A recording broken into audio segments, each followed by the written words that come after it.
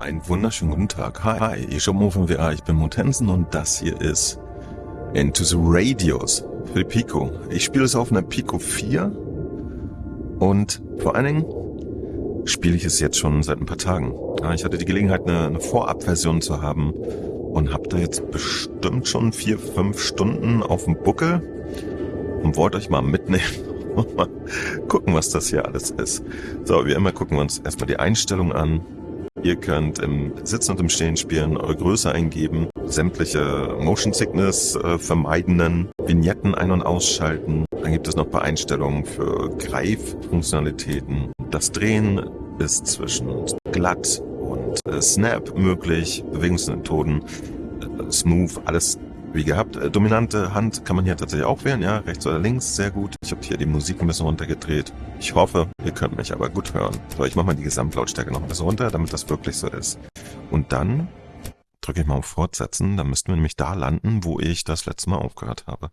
Schauen wir mal, was das ist. Boom. So, hier sind wir nämlich in unserem Hideout. Nach einem ziemlich eigentümlichen und abstrakten Intro landen wir nämlich hier in so einer, ich gehe mal raus, verlassenen Fabrik.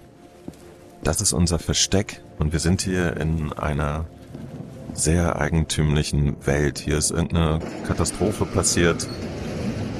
Die Physik ist nicht mehr das, was sie mal war. Und wir müssen einfach überleben. Ja?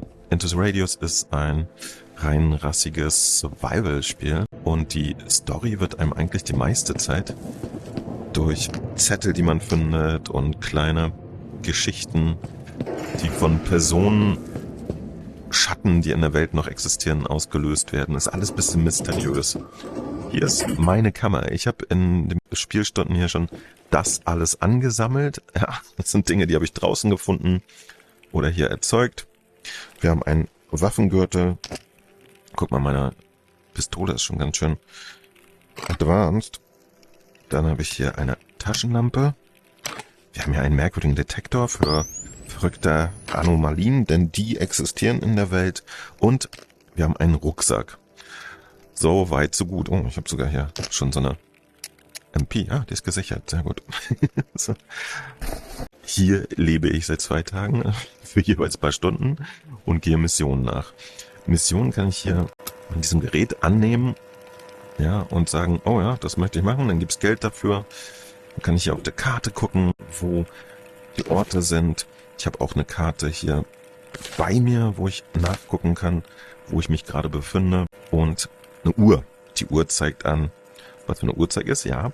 Wie sehr wir zum Beispiel gerüstet oder gegen Strahlung geschützt sind. Der rote Balken ist unser Lebensbalken, blau für die Energie, die wir zur Verfügung haben. Ja, wenn wir laufen oder so, dann verbraucht sich die, dann müssen wir erstmal wieder Pause machen.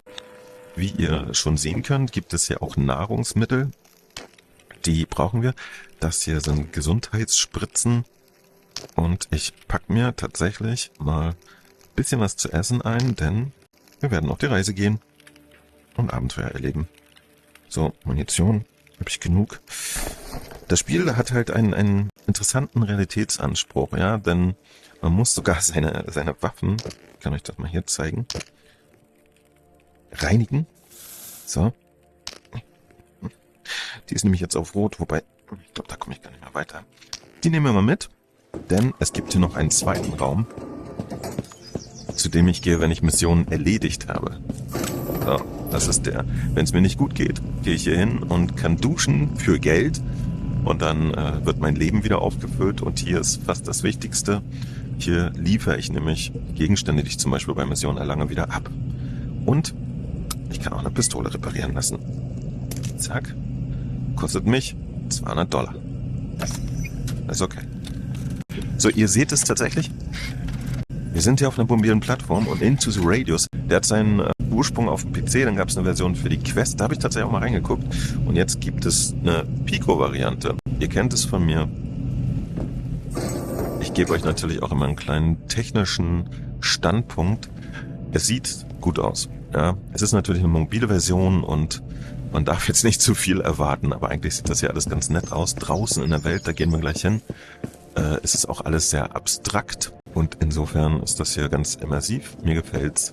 Aber ist natürlich im Verhältnis zu einer PC-Version bisschen einfacher, wobei man jetzt ehrlich gesagt bei der PC-Version von Into the Radius, die bricht auch keine Grafikrekorde, das ist schon sehr gut so. Wir haben hier nämlich einen Shop. Bitte, ich habe mittlerweile, ich hatte schon mal mehr, $2.592 verdient mit irgendwelchen Missionen. Ich bin jetzt gerade schon Stufe 2. Wenn ich Stufe 3 bin, kann ich mir sogar hier Rüstungen kaufen. Aber ansonsten gibt es auch Aufsätze für Waffen und wirklich jede Menge Zeug. Ja? Man kann sich hier irgendwann bis an die Zähne bewaffnen mit automatischen Gewehren. Während der Mission lootet man halt auch immer. So, und jetzt habe ich genügend von den Missionen erzählt. Jetzt versuchen wir mal eine zu machen. Das hier lege ich allerdings eher mal zu Hause ab. So, was ich gemerkt habe, ist mittlerweile wichtig, dass ich Gesundheitsspritzen mit habe. Jetzt habe ich 3 am Start, 4 sogar hier in meinem Armholster. Dann könnten wir eigentlich auch loslegen. Ich habe geladene Magazine für die Pistole, ein paar Magazine für das Gewehr einstecken und vor allem hier meine Notfallwaffe, eine Pumpgun mit 1, 2, 3, 4, 5, 6 Schuss, 2 sind im Lauf. So schaut's aus, Leute.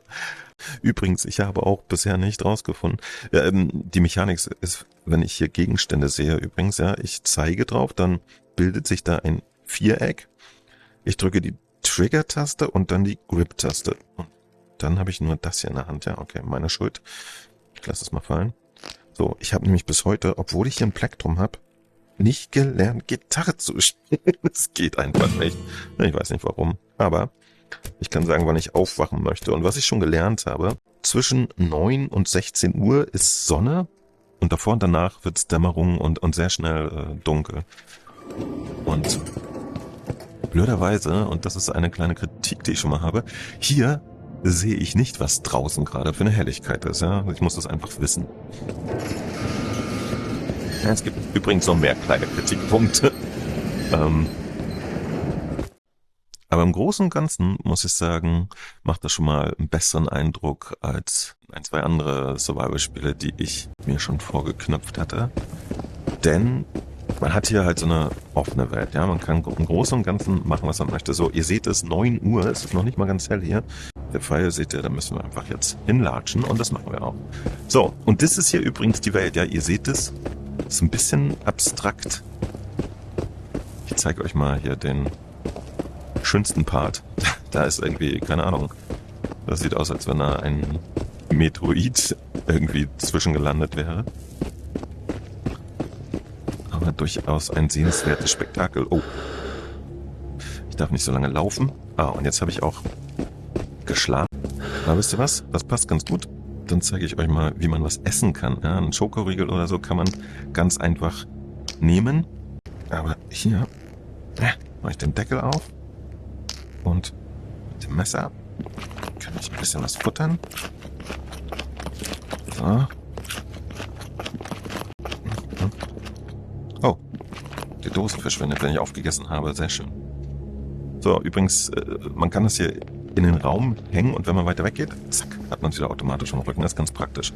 So, guckt euch das mal an hier. Fiese Welt. Und vor allen Dingen gibt es richtig merkwürdige Anomalien hier überall. Und das ist die Welt. Ja. Hier gibt es super eigentümliche Anomalien. Ihr seht, dass hier die Gravitation auch nicht mehr ganz auf dem Damm ist.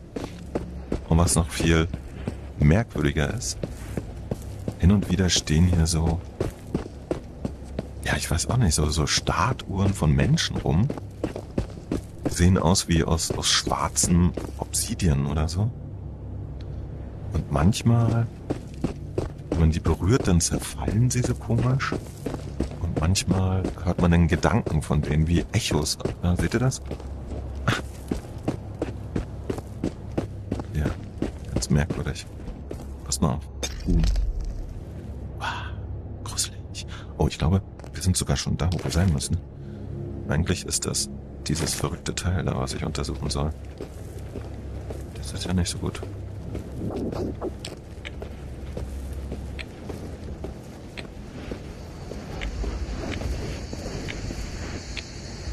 Das fühlt sich gar nicht gut an für meine Gesundheit. Ich glaube nämlich, dass das Grüne da irgendwie Gaswolken sind oder sowas. Wahrscheinlich muss ich mir da erst eine Gasmaske besorgen. Ja, wisst ihr was? Dann gehen wir tatsächlich hier mal ins Dorf. Ich zeige euch mal Was für eine fiese Scheiße hier teilweise abläuft. Hört ihr das? Das ist super gruselig. Oh, und hier ist auch ein Vieh. Die greifen einen immer an. Ich habe mittlerweile einen Schalldämpfer.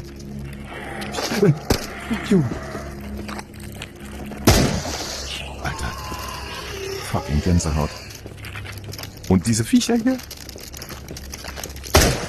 laufen auch rum. Und wenn ich euch verspreche, da wird noch nicht mal die schlimmsten existieren.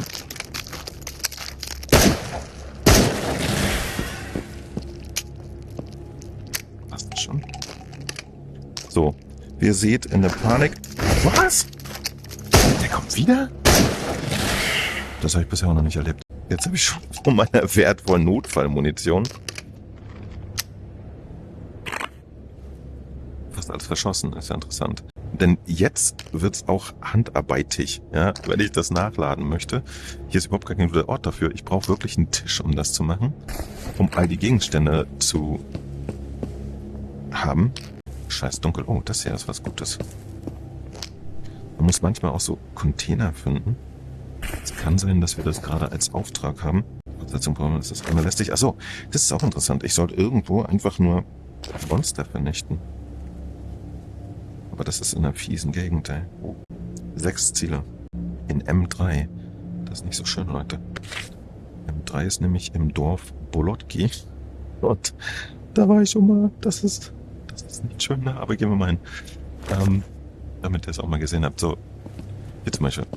Man, I had enough of these halls. Working and working and working overtime. What have I got for that? None. Das passiert halt auch manchmal, ne? That's how the world works, Vasilich. Wenn man solche Figuren zerditscht. Too bad.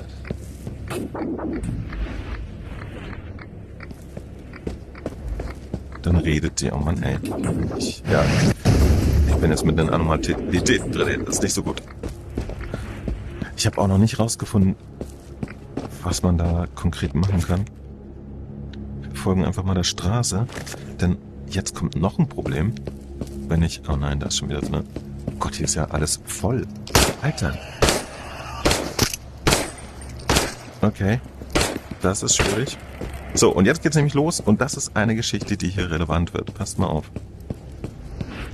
Jetzt muss ich nämlich mein Magazin wechseln. Das fällt normalerweise genau hier einfach durch meine Hände, weil ich es nicht abfangen kann.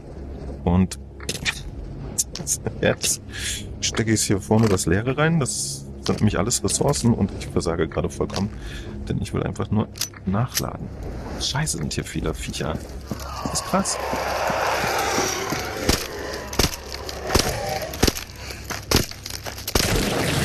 So, ich habe auch schon wieder viel zu viele Schüsse, wie ihr seht. Das Magazin ist leer, sagt mir das Spiel. Ja, schön. So. Alte Magazine immer mitnehmen, aber jetzt kann ich gerade nicht. Immer näher ran. Ich habe übrigens noch nie abgewartet, was passiert, wenn sie einen erwischen, weil ich zu viel Schuss hatte. So, ich stecke die Pistole weg und jetzt dürft ihr etwas miterleben. Nämlich, wie ich das Magazin nachlade. Und das ist Geschmackssache. Wir müssen das nämlich hier einzeln nachladen. Ja? Und ich habe schon Stimmen gehört, die finden das total super, weil es super realistisch ist. Ich finde das eher anstrengend. Und mein Realismusanspruch... Ach, komm schon. Was? Alter, jetzt schießen die ja von 2 Seiten auf mich. Das gibt's doch nicht. Jetzt sterbe ich auch noch. Oh shit. Ja. Mein Leben ist in Gefahr. Also, ich muss jetzt wirklich... So, hier ist ein Problem, was ihr gerade vielleicht bemerkt. Dieses Spiel ist nämlich unheimlich hakelig. Egal, was man versucht, in Action-Situationen wird's immer so ein bisschen brisant. Nicht, weil... Jetzt habe ich tatsächlich geschafft, meine Munition da zu lassen. Ja, nicht, weil ich zu langsam bin oder sonst was, sondern weil die recht hakelige Steuerung bei solchen Situationen jetzt einfach nicht gut ist. Ja, also auch hier bei dem Rucksack, man kann alle möglichen Dinge hier einfach reinlegen, was nett ist, aber man muss sie selber sortieren, weil Dinge einfach ineinander pieksen, ja, und irgendwann, wenn man es braucht, hier zum Beispiel das Messer, dann muss man schon sehr vorsichtig vorgehen. Und ihr könnt euch vorstellen, was gerade nicht passt ist, wenn man gleichzeitig angegriffen wird, unvorsichtig vorgehen muss. Das ist nicht gut. So, ich habe vergessen, dass ich ein tolles Gewehr habe. Dass ich es sichern muss. Okay. Wow. Vielleicht sollte ich das ja mal hier hinten... Was? Ah ja, auch noch ein Problem. Ich habe es einfach hinter mich geworfen, weil ich bis heute nicht rausgefunden habe. Also ich kann Sachen nicht einfach hinter mich werfen und dann sind sie automatisch im Rucksack. Ja, ich weiß nicht, ob es nicht vorgesehen ist oder ich es nicht hinkriege. Ich kann es halt nicht. So, und hierfür, seht ihr, brauche ich nämlich mehrere Hände und Füße, um jetzt hier nachzuladen. Das geht auch nicht, während Gegner um einen herumhängen. Okay, jetzt ist es allerdings voll. Und das bedeutet, kann ich die wieder hier reintun? Tatsächlich. Und wie gesagt, wenn es Leute gibt, die sagen, das ist ja Wahnsinn, dass man hier die Munition extra machen kann und Waffen putzen, sind dieselben Leute, die kein Problem damit haben, dass ich das machen kann. Ja.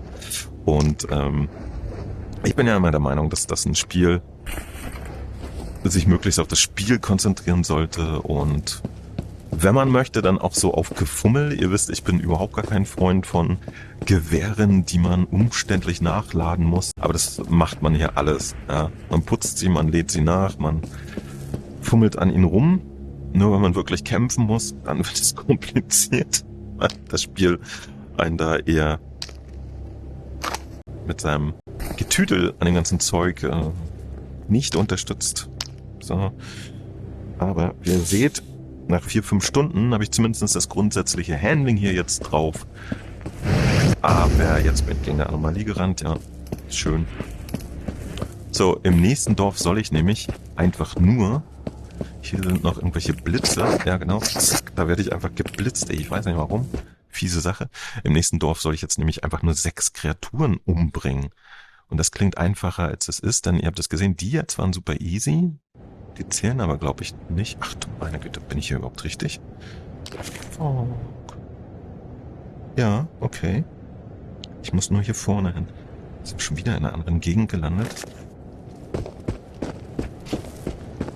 So, und ihr seht es, also tatsächlich, der ganze Stil hier passt eigentlich ganz gut zu den Möglichkeiten eines mobilen Headsets auch. Okay, hier ist einfach nur Sound von der Straße und ich denke, hier ist was los. Oh nein, da hinten rennt einer. Immer wenn sich einer bewegt, dann ist das eher gefährlich. Ja? Die früher oder später fangen die an, euch anzugreifen. Eeny, meeny, miny, mo. Catch the sniper by the toe. Und es gibt nämlich auch welche. Genau. Die so ein Schutzschild haben, das habe ich auch schon entdeckt. Keine Ahnung, was mit dem ist. Ich weiß auch nicht, warum dieser Angry auf mich ist. Und warum er da hinten so ein Krissel am Kopf hat. Vielleicht macht ihn das angry. Man weiß es einfach nicht. Hier ist super vieles echt geheimnisvoll.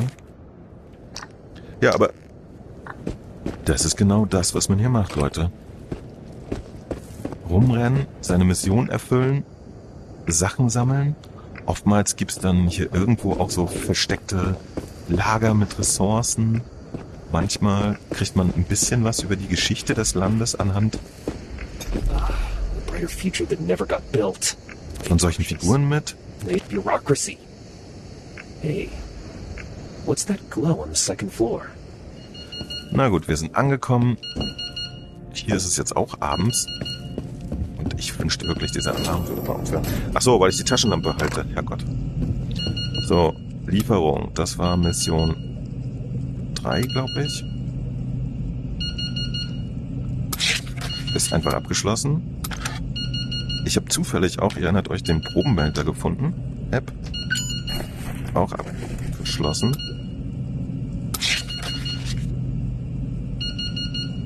Und eine Geschichte, die ich jetzt wirklich noch gerne rauskriegen würde, ist, warum Warum um Gottes Willen piept hier irgendwas die ganze Zeit? Das ist ja super nervig.